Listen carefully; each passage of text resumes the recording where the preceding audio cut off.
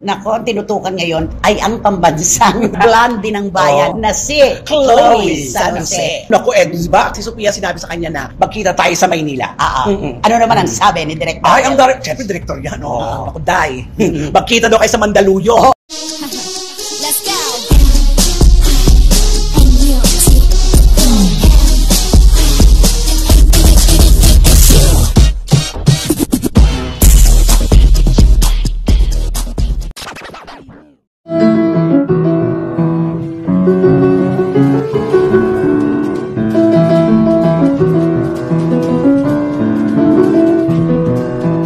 Chika, mga kababayan, sino nga po ba ang makalilimot sa awiting luha?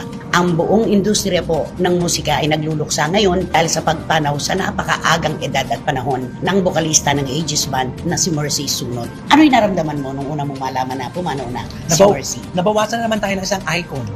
Ng OPM icon singer.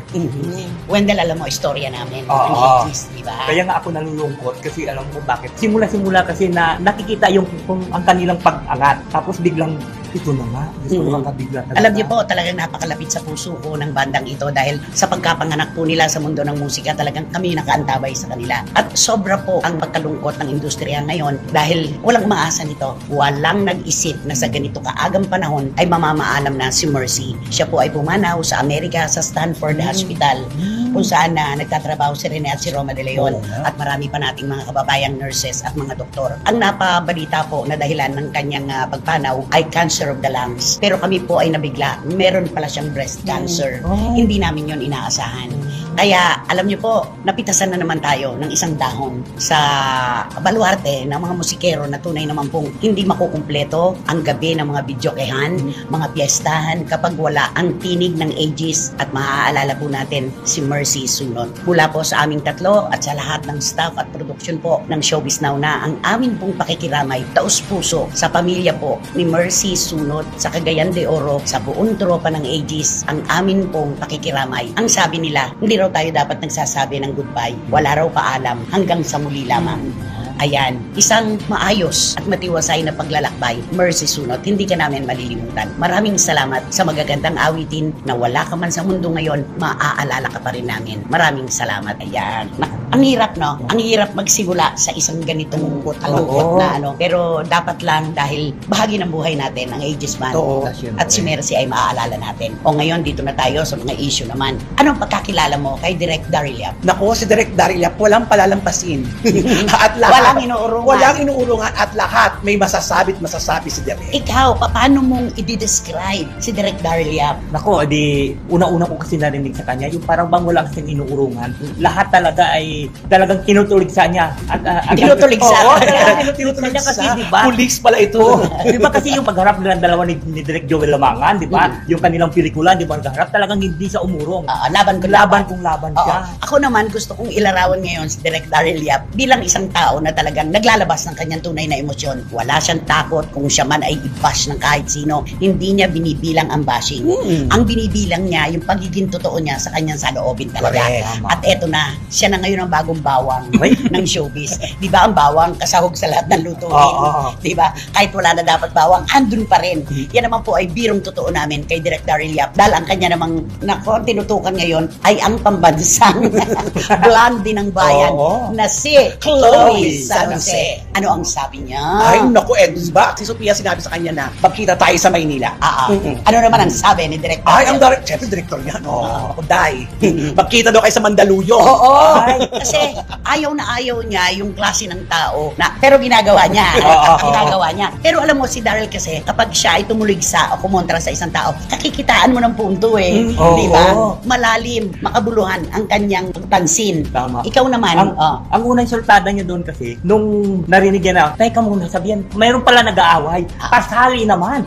Sabi niya, Isali niyo naman ako dyan. Sabi niya, hindi pwedeng kayo lang. Yung doon na bumanat na siya doon sa kanyang mga post. Kung matapang ka, magkita tayo sa Mandaluyong. Sabi niya. Kasi nag-comment kasi si Direk Daryl, nag-comment si Ai. Kaya nagkasunod-sunod na yan Sabi, ano yung komento ni Ai? Sabi, ewan ko ba dyan kung bakit ganyan yan? Sabi ni Ai. Yan naman ang lagi sinasabi ni Ai. Ako, ayaw ko nga ba? Bakit ba ganyan yung babaita yan? Si Direk Daryl Yap, alam naman natin ang director. Writer kasi yan. Ayo. Diba? Alam mo, Malawak. umiikot ang isip niya na, ay, may iano ko nga ito. Gusto Alam mo, to one eh. time, meron siyang binira. Ang sabi ko, ikaw talaga, sumali ka na naman kahit hindi ka kasali. Sabi ko gano'n. Ang sabi niya, pasensya ka na, Nay, nag-iisa ako ngayon gumagawa ng script. Diba? Gusto ko lang, type ko lang. Pero nung basahin ko, yung kanya mga sinabi, may punto. Oo. May punto. Ayaw niya sa isang tao na lahat na lang pinapatulan at nagiging ampalaya. Ayaw niya yun. Epal ba, Direk? Epal kasi. Epal-epalu.